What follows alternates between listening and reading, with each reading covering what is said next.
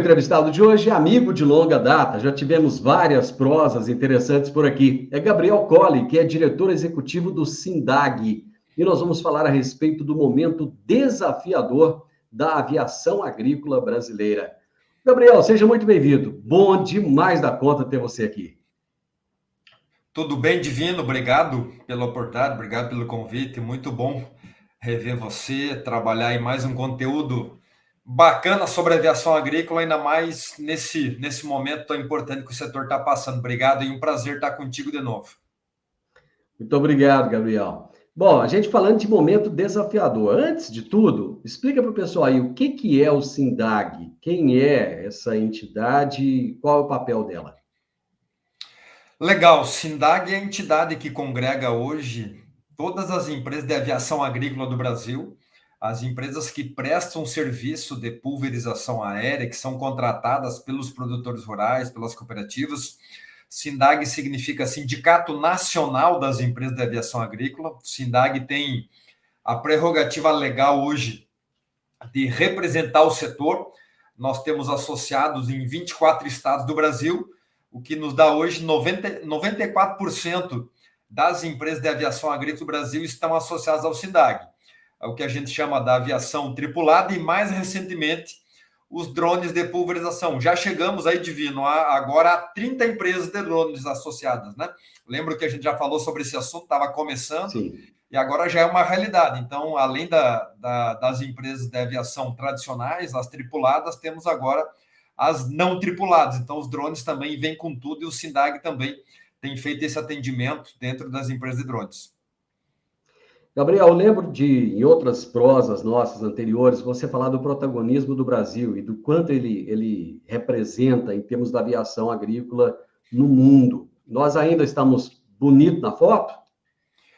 Estamos bem, com certeza, estamos bem, seguimos crescendo um monte, são aí pelo menos 12 anos de um crescimento muito estabilizado, sempre na casa de 6%, 7% ao ano, o que é um crescimento muito bom, e só não cresce mais justamente pela dificuldade que a indústria tem de produzir equipamentos. A gente sofre hoje com uma carência de equipamentos ainda, né? Porque a agricultura nossa cresceu, o uso da ferramenta aumentou, só que a indústria não conseguiu crescer na mesma velocidade. Então, a gente tem esse desafio de ter um crescimento sustentável. Mas o Brasil, ainda assim, é visto como a principal referência hoje da aviação agrícola. O Brasil hoje é uma grande vitrine. A gente teve recentemente o nosso Congresso da Aviação Agrícola, onde ficou muito claro o número absurdo de americanos, canadenses, pessoal da América também, vindo para o nosso congresso justamente para buscar entrar nesse mercado que está consumindo um monte, crescendo um monte, que é o agronegócio, que é a agricultura brasileira. E a aviação agrícola não é diferente, está nessa mesma batida aí de crescimento. Antes de nós falarmos do congresso, antes de falarmos também desses desafios, Gabriel, eu vejo como grave, muitas vezes, a forma como a população, em geral, desinformada, vê a questão da aviação agrícola. Essa semana ainda eu vi uma postagem de um jornalista que se diz especializado em agronegócio com a seguinte manchete. Ele não usou a expressão produtores rurais, ele usou uma outra expressão que no momento eu não me recordo agora. Jogam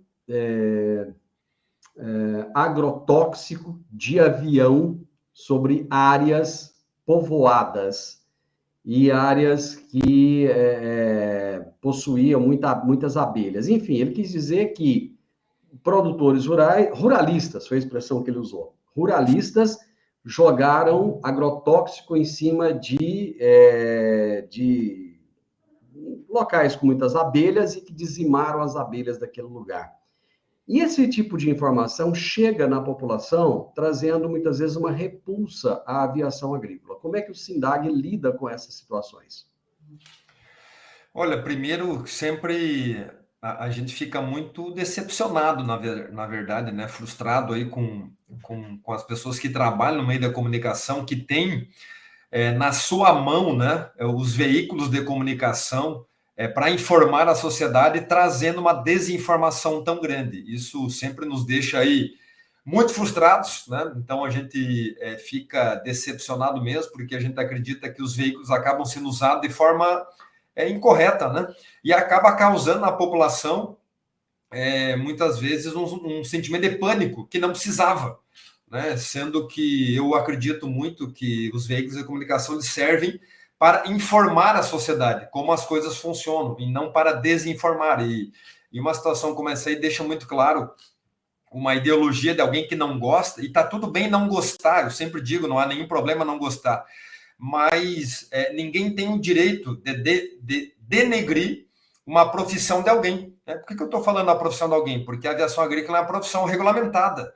Nós temos pilotos, nós temos agrônomos, técnicos, empresários, que tem toda uma regulamentação que eles cumprem, então não dá direito de ninguém dizer que a atividade é feita de forma irregular. Pelo contrário, né, uma atividade extremamente regulamentada. Então, a gente tem intensificado o nosso trabalho de esclarecimento da população.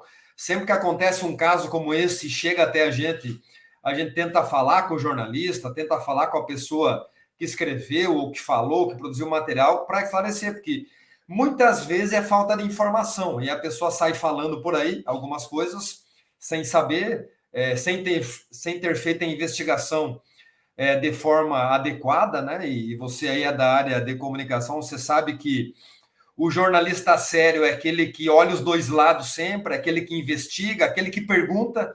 Eu sempre digo para o nosso pessoal internamente, agradeçam sempre quando o jornalista vier nos questionar. O problema é quando não nos perguntam. Quando nos perguntam, a gente fica tranquilo, porque pelo menos nos deram direito a dar informação. Se vão usar a informação é outra coisa, mas pelo menos a gente pôde expressar. Então, um caso como esse nos entristece, mas, por outro lado, também nos dá a oportunidade de falar com esse veículo de comunicação, de falar com esse jornalista, de produzir conteúdo e informar a sociedade, informar a população, que é um pouco do que a gente está fazendo aqui no Agro e Prosa, né? Que é trazendo informação de um setor aí que faz parte da agricultura brasileira. Gabriel, eu tenho visto a sua peregrinação por Brasília, indo no Senado Federal, indo até a Câmara dos Deputados, conversando com vários políticos a respeito de questões que preocupam, né, tomadas de decisões em relação à atividade de vocês. E aconteceu, né, no Ceará, recentemente, uma lei que acaba proibindo o uso da aviação agrícola. Como é que estão essas proposituras de vocês diante do cenário político? Você usou a expressão certa, e peregrinação mesmo, né? É o que a gente tem feito muito esse ano no cenário federal, justamente para sensibilizar os parlamentares sobre a nossa atividade. Esse caso do Ceará, a gente segue trabalhando em cima dele. Lembrando aqui, para quem não conhece o caso, existe uma lei no estado do Ceará aprovada em 2019 que restringe o uso da pulverização aérea de agrotóxicos, seja ela feita com avião, drones ou helicópteros. Então, até os drones hoje eles são proibidos no estado do Ceará. Nós estamos, né, através de uma ação de inconstitucionalidade da CNA, que é a Confederação Nacional da Agricultura, recorrendo ao STF. Por enquanto, estamos perdendo, né? Houve a votação no STF e perdemos a votação. O STF, por enquanto, está dizendo que é constitucional, mas a gente segue recorrendo. Estamos na fase de recursos e a CNA está recorrendo. Recentemente, a gente fez uma agenda na Procuradoria-Geral da República, reiterando a nossa posição e solicitando que a PGR se manifestasse nesse caso, e estamos no aguardo. O Procurador-Geral Augusto Aras retorna de férias na segunda-feira e pelo menos o chefe de gabinete dele nos prometeu que ele faria manifestação a favor do setor, no caso, junto ao STF, propondo uma nova audiência pública. Então, a gente segue procurando esclarecer a população que essa lei do Ceará não nos leva a lugar nenhum. Afinal de contas, o motivo, né, a justificativa do deputado que fez ela seria de que no estado havia muitos casos de intoxicação com agrotóxicos. São 4 anos que a aviação é proibida lá e as contaminações aumentaram, porque você aumentou o uso com outras formas, né? Que você não tem tanto controle quanto a aviação. Então, os próprios dados do Estado mostram que a intoxicação aumentou. Você voltou a usar o costal. Lá tem muita banana, né? Para quem não conhece o Ceará, e a banana, que são as áreas que usavam o avião, agora está usando aqueles canhões que agora você pulveriza de baixo para cima, o que, do ponto de vista técnico, eu sou agrônomo, a gente não tem muito controle de como aplicar, e você tem mais gente, você está aplicando para cima, aquilo começa a voltar e contaminar as pessoas. Então, a gente segue trabalhando para sensibilizar os parlamentares de que proibir uma ferramenta não é o melhor caminho, e sim a gente precisa conscientizar sobre as boas práticas cada vez mais. Então, esse tem sido o nosso trabalho, e a gente tem uma agenda pesadíssima em Brasília, também até o final de 2023, seguindo nessa pegada de sensibilização dos parlamentares. Outros estados quiseram copiar o Ceará? Sim, temos várias iniciativas, infelizmente, temos Bahia, temos Goiás, né, que é o nosso estado aqui do Agro e Prosa, né, que estamos conversando, temos Rio Grande do Sul, Paraná, São Paulo, Mato Grosso do Sul, temos Piauí, Maranhão, Pará. Então, realmente, são ações que elas não... São projetos que eles não avançaram, mas que foram, na verdade, motivadas por essa questão do Ceará, né? Então, realmente, isso está nos dando um grande trabalho de visitar os estados e mostrar aos parlamentares, primeiro, que a lei ela é inconstitucional, você não pode proibir nos estados, porque você tem uma legislação federal, e segundo, que seria um grande retrocesso, né? Você tirar do uso da agricultura uma ferramenta como o avião, como o helicóptero, como o drone agora, né? Lembrando, né, quando a gente está falando de pulverização aérea, a gente está falando dos drones também, então tem que ter essa atenção. Está nos dando um trabalho gigantesco, cuidar de todos, são 10 estados divino, né? Que nesse momento temos alguma movimentação de projetos que querem restringir a atividade da pulverização aérea. Quando vocês falam com os deputados e senadores, qual é o posicionamento deles na sua grande maioria? Olha, a grande maioria, quando a gente acaba conversando, acaba informando que desconhece. Não sabia da atividade, não sabia que tinha uma lei federal, né? Isso também nos causa uma estranheza do tamanho do mundo, né? Porque como é que você propõe uma legislação sem antes você dar uma investigada se existe uma regulamentação federal? Então, realmente nos causa muita estranheza. A gente tem visto parlamentares muito mal preparados, parlamentares que acabam indo na onda, daqui a pouco, de uma rede social, indo na onda do movimento social, de uma ideologia que dá muitas vezes a capa de um jornal para ele, né? Ele propõe um projeto que ele sabe que não vai a lugar nenhum, mas ele sabe que ele vai para a capa do jornal, porque ele vai ser entrevistado, ele vai aparecer, ele vai ganhar mídia. Então, isso realmente a gente tem tido, né, alguns parlamentares midiáticos, né? A gente tem usado esse termo, que acabam literalmente se utilizando de um setor em benefício próprio, para causar uma visibilidade, e depois eles vão lá e negocia, sabe que o projeto não vai para frente, mas o que eles querem é mídia, o que eles querem é aparecer. Óbvio, tem alguns que é uma ideologia, né? Tem alguns partidos que está lá na cartilha do partido trabalhar com a restrição da aviação agrícola, mas a maioria deles, pelo menos o que nos falam, né, quando a gente visita, é que não sabia que existe uma lei federal, não faz ideia que o setor é organizado, que o setor cumpre uma regulamentação. Você falou do crescimento do setor de drones dentro da aviação agrícola, dentro desse trabalho. Esse crescimento, ele tende a ser maior daqui para frente? De que maneira ele vai conviver junto com a aviação tradicional? Haverá uma concorrência ou haverá uma complementação? Lembrando aqui, né, para quem está nos ouvindo, nos assistindo no Agro e Prosa, o crescimento dos drones de pulverização é um negócio assustador no Brasil. A velocidade que isso tem tido. O 2021 foi o ano que o Ministério da Agricultura ele publicou a primeira normativa, a primeira portaria, a portaria 298, que regula os drones de pulverização no Brasil. E desde lá a gente tem tido um crescimento absurdo. 2022, tem alguns números, eu digo estimativa porque os números oficiais nem sempre batem com a vida real. Tem uma estimativa que a gente terminou 2022 com 6 mil drones de pulverização no Brasil. É uma estimativa que se faz. Desses 6 mil, pelo menos uns 2 mil legalmente organizados, com cadastro no Ministério da Agricultura e na ANAC. Então, 6 mil drones em 2022. 2023, há uma estimativa que esse número triplique. Então, que a gente possa ter uma entrada ao longo de 2023 de pelo menos 12 mil novos drones de pulverização.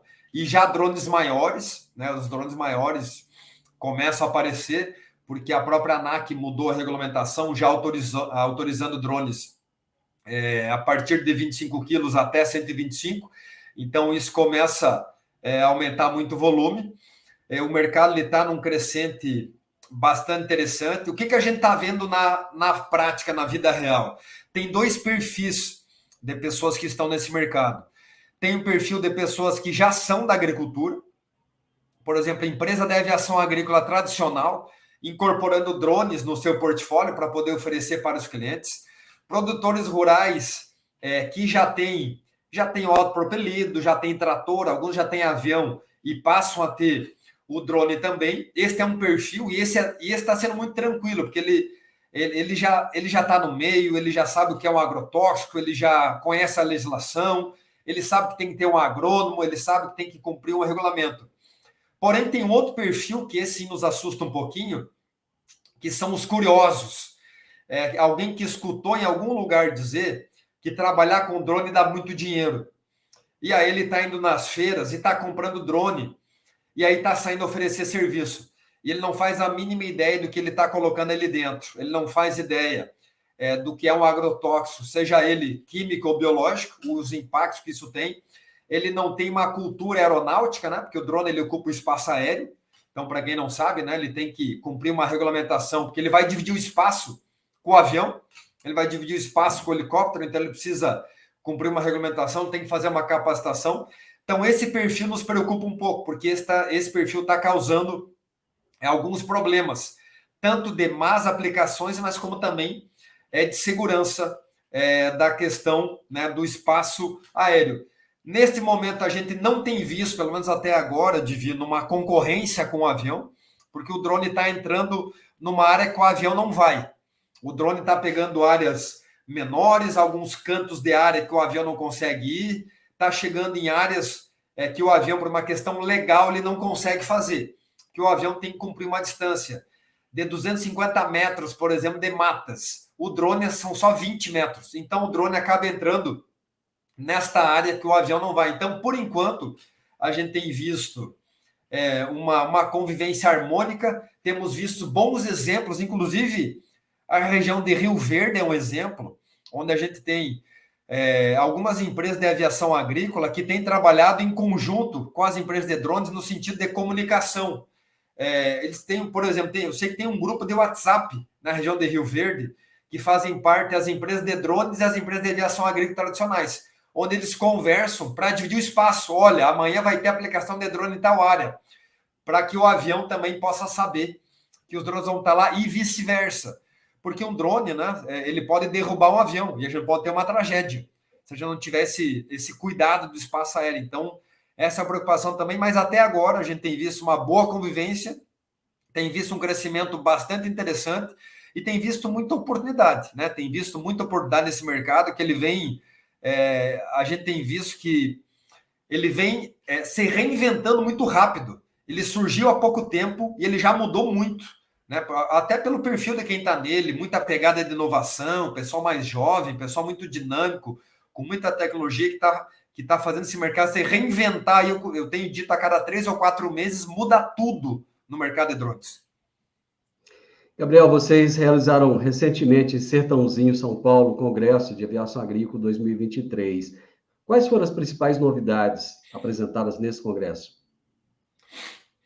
O congresso, ele ele foi um sucesso absoluto. A gente passou de 3 mil inscritos, quase 200 expositores. O grande tema do congresso desse ano foram as boas práticas de aplicação, onde inclusive a gente lançou, né, uma grande novidade do congresso, lançamos o Manual de Boas Práticas de Aplicação, que ele faz parte dentro de um projeto que a gente tem junto com o Sebrae Nacional, de introduzir as boas práticas, não só de aplicação, mas também de gestão nas empresas. Então, o